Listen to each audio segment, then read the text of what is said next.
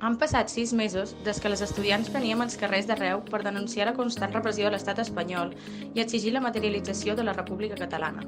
Avui, quan l'estat manté el mateix embat contra el poble català, sortim als carrers altra vegada per plantar cara a l'estat i per arrencar una educació digna de les mans d'aquells que la volen seva.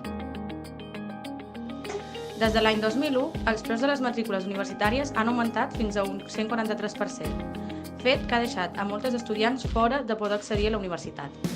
Ara, fa 2 anys, el moviment estudiantil va aconseguir que el Parlament de Catalunya aprovés una moció per la rebaixa del 30% de les taxes, amb l'objectiu de començar a caminar cap a la gratuïtat.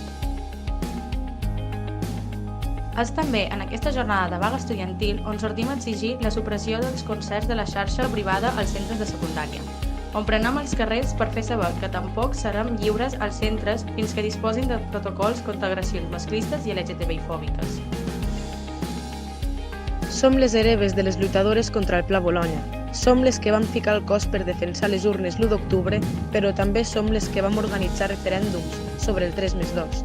Som les que resistíem davant la pujada del 66% de les taxes universitàries i estem fartes de les polítiques que aquests governs s'han dedicat a aplicar. Per això, les estudiants també som primavera catalana. Estem i estarem amb el procés d'alliberament del nostre poble i serem on faci falta i seguirem treballant per construir la república, però una república on l'educació es posi al centre. Som les que lluitem per un futur millor per a totes, perquè sabem que l'educació és l'eina més revolucionària per canviar la història.